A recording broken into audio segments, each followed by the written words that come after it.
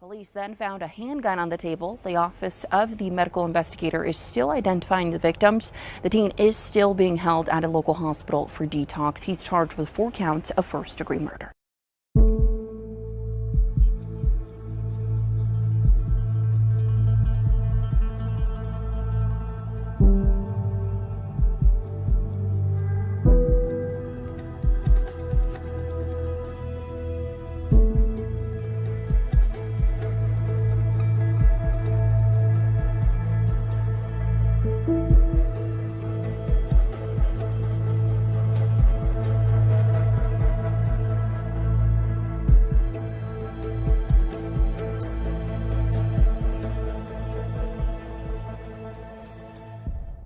We begin tonight in Mira Mesa, where police say a man was mauled to death by his own 3 dogs. It happened at a neighborhood park at about noon. NBC7's Janet Quesada has the details and also spoke with neighbors. While we've been out here, we've actually been seeing a lot of neighbors who are walking their dogs, and we've talked with some who tell us they're devastated to hear about the tragedy. They tell us also that Erickson Elementary, which is just down this block, went on lockdown while they caught the dogs. I saw a person running around with 3 dogs. I noticed that he was constantly repeating like, hey, be gentle, be nice. Paul No was taking his dogs for a walk at Mesa Viking Neighborhood Park moments before the attack. Police and paramedics were called to the park around noon following reports of a dog attack. Authorities say a man was mauled by his own 3 dogs. A witness who did not want to go on camera told NBC7 a person trying to help the man was also bitten. They were both taken to the hospital, but police say the dog's owner did not survive. He did die? Wow. Steve Marto lives across the street from Mesa Viking Neighborhood Park. He says he and his son watched as Humane Society law enforcement officers located and took away the dogs. And they had him like cornered up in this set of bushes over here.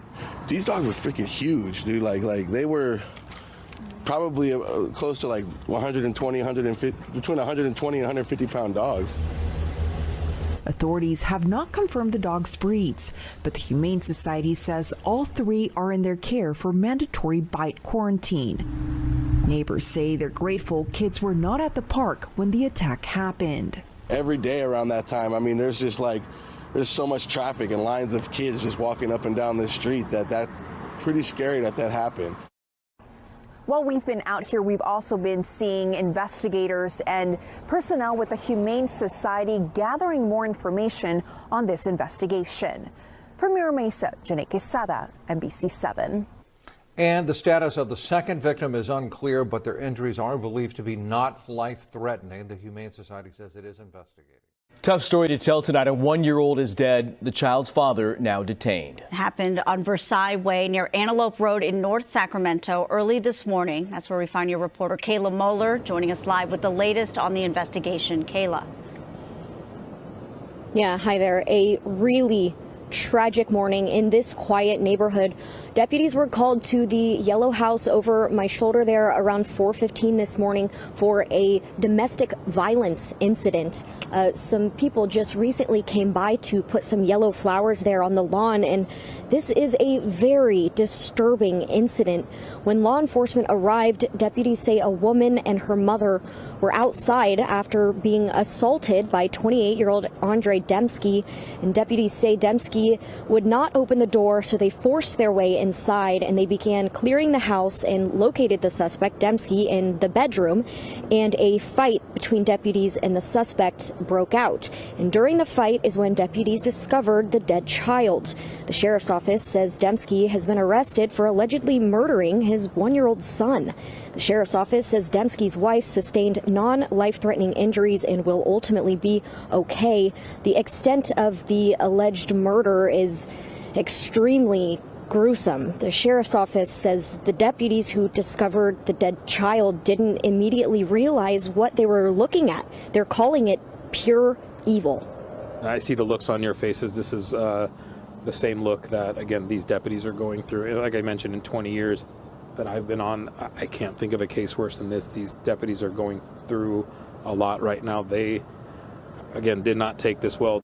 The first thoughts was just kind of chilling. We have little kids. We live in a neighborhood here. We also have, little kids, and we're just, in our late 20s, and it's crazy. Something like this can happen like here, it's just a young father, and that's just deranged to us. It's crazy. We don't know how to react. Yeah, a really sad, a really tragic situation here. It shook up the neighborhood, and the sheriff's office says Demski does not have any criminal history. In fact, they've never even been out to this house before, and they say that drugs or alcohol do not appear to be a factor right now. But again, this is all still under investigation, and we will continue to keep you updated. Yeah, just a simple reaction and the sound, gut-wrenching, to say the least.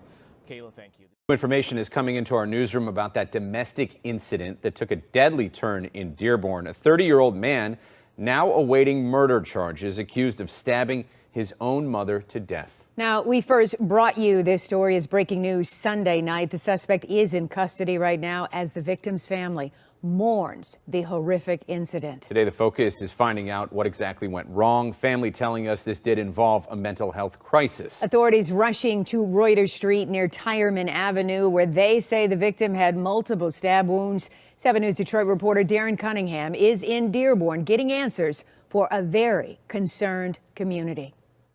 70-year-old Jamila Alwan lost her life here at her home last night, needlessly at the hands of her own son, according to Dearborn police. Her husband tells me their son suffered a mental health crisis. Having a adult male states his mom was stabbed because of magic. He states he had a kitchen knife but threw it in the sink. There's no one else in the house with a caller. A domestic violence incident turned deadly. Investigators aren't sharing much at this point, but a man in his 30s is in custody for stabbing his mother, Jamila Alwan, just before 8 p.m. last night. The suspect called 911. Fricker is making it. The caller stating it just happened moments ago. Said she was stabbed multiple times and he needs a lawyer and a psychotherapist. Police arrested the suspect without incident, and medics tended to the 70-year-old victim. Now they're saying that the female lost a lot of blood, no pulse. Sadly, Alwan died from her injuries. I spoke to her husband briefly on the phone.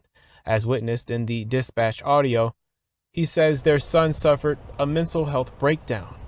Dearborn police didn't say anything else regarding the circumstances and are waiting until after the arraignment to do an interview. But in a statement, Dearborn Police Chief Issa Shaheen said, quote, "We extend our deepest condolences to the friends and family of the victim. Senseless acts of this nature can shake the community to its core. We will continue this investigation diligently in order to deliver justice for the victim," end quote. Police advise the public to seek help immediately if you or someone you know is struggling with their mental health. You can call or text the Suicide and Crisis Lifeline at 988. That number is confidential and it provides support for anyone experiencing emotional distress or suicidal thoughts. In Dearborn, Darren Cunningham, 7 News Detroit. So important to get help. Thank you so much, Darren. Yo, sorry to his family. This is a person right here. Oh, bro. Yo. Oh, no. Yo. Sorry to his family. This is a person right here. Oh, bro. Yo.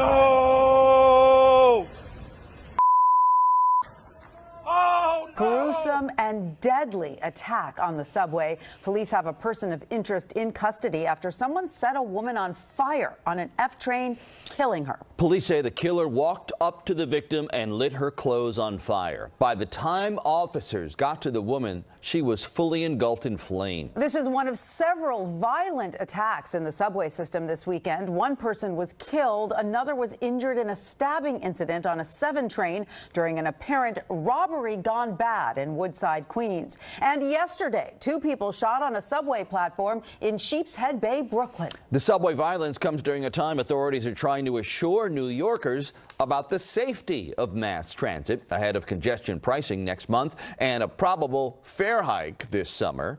Here's Eyewitness News reporter Sonia Rincon. The NYPD tonight is calling cameras now in every subway car a game changer. MTA video taken in an F train at Stillwell Avenue captured the terrifying crime this morning. It offered detectives immediately answers to questions that they had. What happened? Officers had seen and smelled smoke and came running over. What they saw was a person standing inside the train car, fully engulfed in flames. They got the flames out with a fire extinguisher, but the woman died at the scene. The video also offered clear pictures of the man who had used a lighter to set fire to her clothes while she may have been sleeping and stayed and watched. We asked the media to broadcast those images far and wide so we could use the viewing public as a force multiplier. And New Yorkers came through again. A group of high school students spotted the man in the photo on another train and called 911. Our transit sergeant responded to that location, met with these young high school students, looked inside the train and saw an individual that he recognized from wanted flyers that we got out earlier. The suspect was taken into custody. Police say he's a citizen of Guatemala in New York since 2018.